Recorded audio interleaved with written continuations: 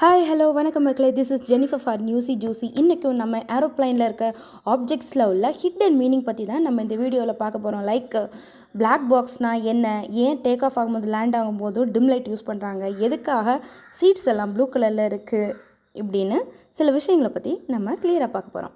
ஏரோப்ளைனில் ஏதாவது எமர்ஜென்சி அப்படின்னா ஆட்டோமேட்டிக்காகவே நம்ம ஒவ்வொரு சீட்டுக்கு மேலே இருந்தும் ஆக்சிஜன் மாஸ்க் விழும். இது ஓரளவுக்கு எல்லாருக்கும் தெரிஞ்சிருக்கும். இந்த ஆக்சிஜன் மாஸ்கில் ஒன்லி 15 மினிட்ஸ் மட்டும்தான் ஆக்சிஜன் இருக்கிற அளவில் இருக்கும். ஆனால் அதே சமயம் பைலட்டுக்கும் அங்கே இருக்கக்கூடிய க்ரூ மெம்பர்ஸ்க்கும் 1 hour வரைக்கும் தாக்கு பிடிக்கிற மாதிரி ஆக்சிஜன் இருக்குமா. இரண்டாவது, ஃப்ளைட்டில் இருக்கக்கூடிய பெட்ஷீட்ஸை மோஸ்ட்லி யூஸ் பண்ணாதீங்க அப்படின்னு சொல்கிறாங்க. ஏன்னு பார்த்துக்கிட்டிங்கன்னா, அந்த பெட்ஷீட்ஸை ஒன்ஸ் இன் அ மந்த் அப்படி இல்லைன்னா ரேராக ஒன்ஸ் இன் அ வீக் இப்படி தான் வாஷ் பண்ணுவாங்களா. ஸோ மோஸ்ட்லி நம்ம அங்கே இருக்க பெட்ஷீட் யூஸ் பண்ணாமல் நமக்கு தேவைப்படும்னா நம்மளே அதை கேரி பண்ணிட்டு போகிறது நல்லது. இன்னொன்று பிளாக் பாக்ஸ் அப்படின்னு சொல்கிறோம். இந்த பிளாக் பாக்ஸ்னால் நம்மளை ஃப்ளைட்டில் என்னென்ன நடக்குது அப்படின்றத லைவ் அங்கே ரெக்கார்ட் ஆகிட்டே இருக்கும். ஆக்சுவலி 1950 இதோட கலர் வந்து பிளாக்காக தான் இருந்திருக்கு.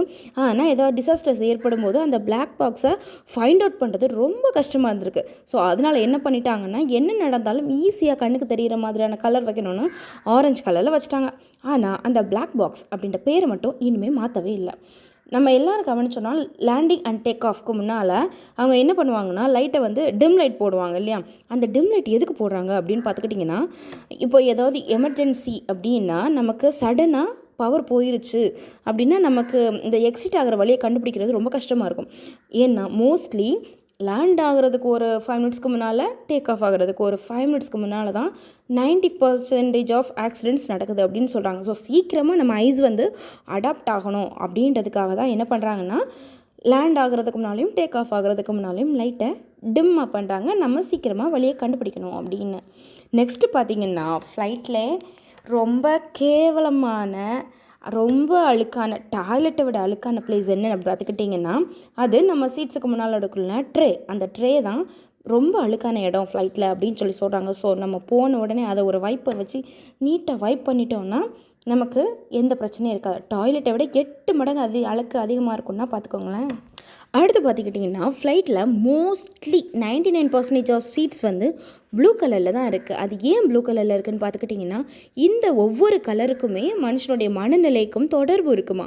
ஸோ இந்த ப்ளூ கலர் வந்து ஒருத்தர் வந்து ரொம்ப டென்ஷனாக இருக்காங்க அப்படின்னா அவங்கள காம் பண்ணுறதுக்கு இந்த கலர் வந்து ஹெல்ப் பண்ணுமா. அதனால தான் மோஸ்ட் ஆஃப் த ஃப்ளைட்டில் ப்ளூ கலர் சீட்ஸ் யூஸ் பண்ணுறாங்க. இன்னும் ஒன்று பார்த்திங்கன்னா, அதில் அழுக்கு ஒட்டியிருந்தாலும் சீக்கிரமாக வெளியே தெரிஞ்சிடாதான், அதுக்காகத்தான் ப்ளூ கலர் யூஸ் பண்ணுறாங்க.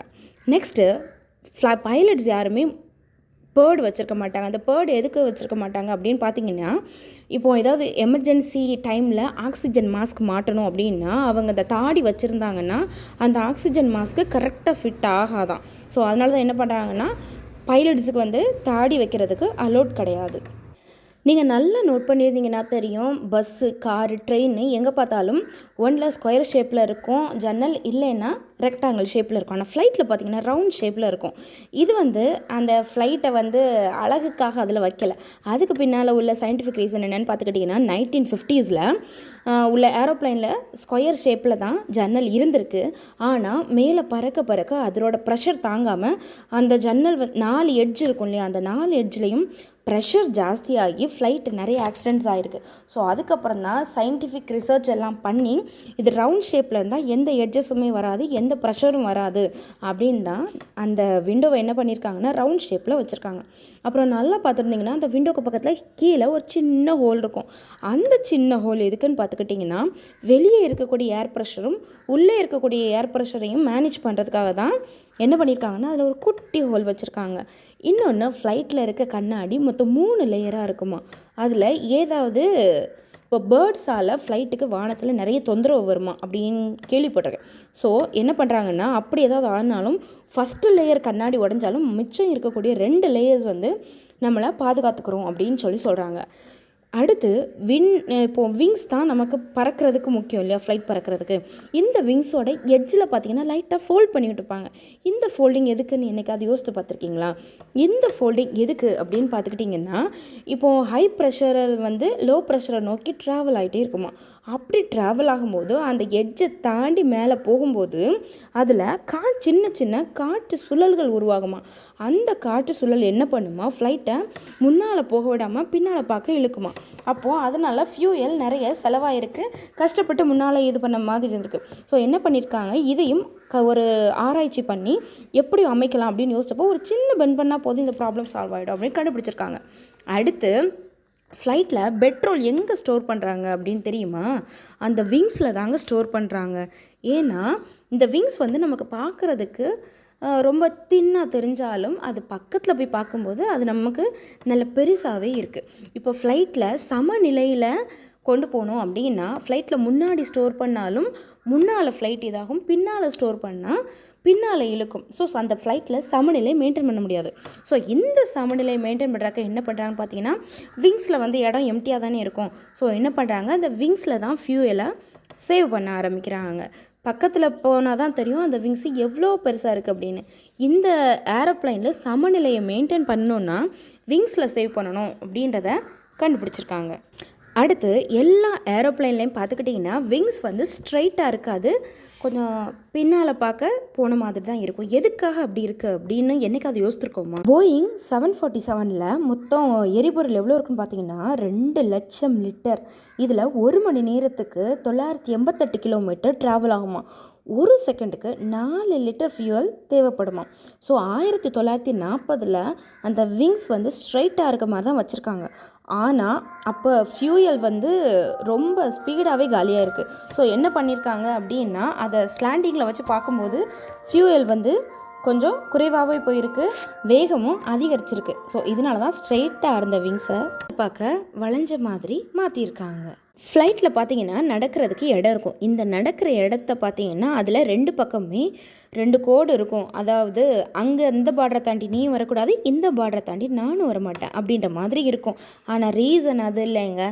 இப்போ ஏதாவது எமர்ஜென்சி ஏற்படுது, பவர் கட் ஆகுது அப்படின்னா அந்த லுமினஸ் லைன்ஸ் தான் நமக்கு எமர்ஜென்சி பாத்துக்கு எப்படி போகிறது அப்படின்றத கண்டுபிடிக்கிறது. அதை வச்சு தான் நம்ம கண்டுபிடிக்க முடியுமா. நீங்கள் நல்லா கவனிச்சிருந்தீங்கன்னா தெரியும், 98% ஏரோப்ளைன் வந்து ஒயிட் கலரில் தான் இருக்குது. ஏன் அது ஒயிட் கலரில் இருக்குது அப்படின்னு பார்த்துக்கிட்டிங்கன்னா, இந்த ஒயிட் கலர் வந்து இப்போ மேலே பறக்கும்போது சூரிய ஒளி வந்து மற்ற கலர்ஸ் எல்லாம் அதிகமாக அப்சர்வ் பண்ணும். ஆனால் ஒயிட் கலர் வந்து உள்ளே அப்சர்வ் பண்ணாது, அதனால தான் ஒயிட் கலரில் இருக்குது. இன்னொரு ரீசன் என்னென்னு பார்த்துக்கிட்டிங்கன்னா, கலர் பெயிண்ட்டோட விலை ரொம்ப ஜாஸ்தி, அதுவே ஒயிட் கலர் பெயிண்ட்டோட விலை ரொம்ப கம்மி. ஸோ அதனாலையும் அவங்க அந்த ஒயிட் கலர் சூஸ் பண்ணுறாங்க. இன்னொன்று, கலர் பெயிண்ட் அடிக்கும்போது அந்த ஃப்ளைட்டோட வெயிட்டு கூடுமா, அதே ஒயிட் கலருக்கு அடிக்கும்போது வெயிட்டு அதிகமாக கூடாது அப்படின்றாங்க. ஸோ இதுக்காக தான் ஒயிட் கலர் பெயிண்ட்டை ஃப்ளைட்டுக்கு சூஸ் பண்ணுறாங்க. இப்போ பஸ்லேயோ ட்ரெயின்லையோ ட்ராவல் பண்ணுறோம் அப்படின்னு பார்த்துக்கிட்டிங்கன்னா நமக்கு சுவாசிக்கிறதுக்கு ஆக்சிஜன் கிடச்சிட்டே இருக்கும். ஆனால் அதே சமயம் நம்ம ஏரோப்ளைனில் ட்ராவல் பண்ணும்போது நம்ம எல்லோரும் ஏறினதும் டோரை ஷட் பண்ணிடுவாங்க. ஸோ நமக்கு ஆக்சிஜன் ஒழுங்காக கிடைக்காது. நம்ம எல்லாருமே ப்ரீத் பண்ணும்போது கார்பன் டை ஆக்சைடு வெளியே விடுவோம், இது நமக்கு தெரியும். ஸோ நம்ம எல்லாரும் ப்ரீத் பண்ணி கார்பன் டை ஆக்சைடே வெளியே விட்டுட்டு இருக்கும்போது அதுக்கு உள்ளே இருக்கக்கூடிய ஆக்சிஜனோட அளவு கம்மியாகும். நம்ம மேலே போக போக காற்றோட அளவு குறையுமே ஒழிய காற்றே இல்லாமல் இருக்காது. ஸோ நமக்கு அந்த என்ஜின் பக்கத்தில் கொஞ்சம் பிளேடு மாதிரி ஃபேன் மாதிரி கொடுத்துருப்பாங்க. அந்த இதில் நம்ம வெளியே இருக்கக்கூடிய காற்று உள்ளே வரும். அந்த பிளேடு என்ன பண்ணணும்னு பார்த்துக்கிட்டிங்கன்னா, வெளியே இருந்து வரக்கூடிய காற்றை ஃபில்டர் பண்ணி ஆக்சிஜனை மட்டும் உள்ளே அனுப்பும். அதே போல் உள்ளே இருக்கக்கூடிய எப்படி ஆக்சிஜன் உள்ளே வருதோ அதே போல் உள்ளே இருக்கக்கூடிய கார்பன் டை ஆக்சைடை வெளியேற்றுறதுக்கும் ஏரோப்ளைனில் செட் பண்ணியிருக்காங்க. வீடியோ பிடிச்சிருந்ததுன்னா மறக்காமல் என்னோடய சேனலை சப்ஸ்கிரைப் பண்ணுங்கள், லைக் பண்ணுங்கள், ஷேர் பண்ணுங்கள்.